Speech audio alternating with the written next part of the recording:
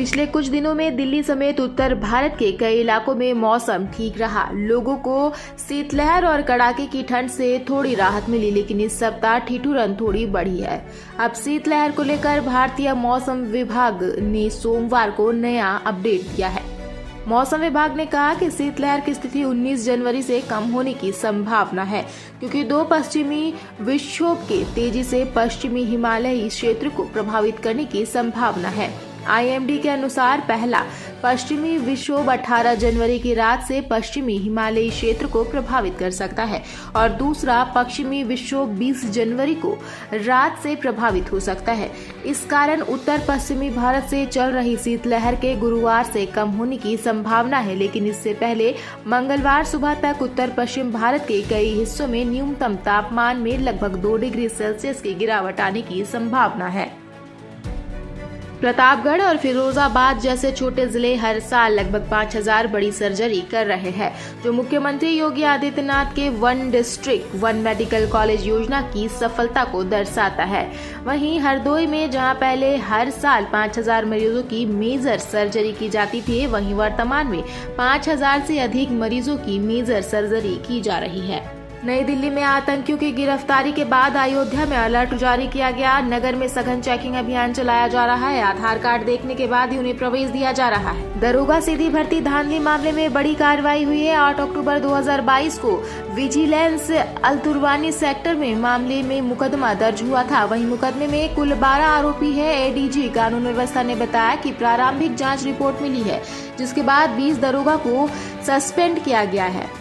विवाद के पिछले 1000 बीघा जमीन थी। वहीं हत्याकांड में पुलिस ने 18 नामजद जबकि 17 अज्ञात लोगों के खिलाफ 302 के साथ कई धाराओं में केस दर्ज किया। इस मामले में पुलिस ने अब तक 9 आरोपियों को गिरफ्तार कर जेल भेजा है। मथुरा में 9 साल की बच्ची के साथ गैंगरेप का मामला सामने आया है। वारदात थाना हाईवे क्षेत्र के एक गांव की है। बच्ची घर के बाहर खेल रही थी। इसी बीच गांव के ही 2 लड़के पहुंचे और बच्ची को अपने घर उठा ले गए। बच्ची के साथ 12 बारी रेप किया गया, दरिंदगी का वीडियो बनाया गया और डराया धमकाया गया। बदहवास हालत में बच्ची घर पहुंची तो परिजन को वारदात की जानकारी हुई। पुलिस ने तहरीर के आधार पर मुकदमा दर्ज किया है। वहीं बच्ची का इलाज जिला अस्पताल में चल रहा है। सिरमौर के संगडाह में बड़ा हादसा। कार में 3 युवक सवार थे जो सुंदर घाट से अपने गांव अरट की तरफ जा रहे थे। इसी बीच गांव पहुंचने से पहले ही कार अनियंत्रित होकर गहरी खाई में जा गिरी। हादसे में एक गांव के रहने वाले 2 युवकों की मौत हो गई।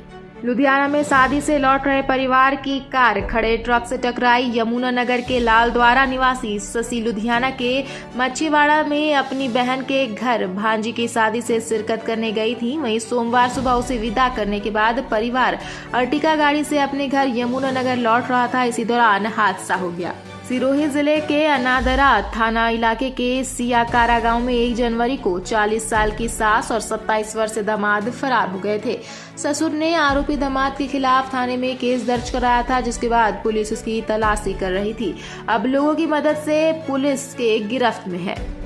झारखंड में 12 फरवरी तक होगी DGP की नियुक्ति। सरकार ने साफ कर दिया है कि UPSC ने अंतिम 3 नामों पर मुहर लगा दी है, जिनमें से किसी एक अधिकारी को DGP पद पर नियुक्त कर दिया जाएगा।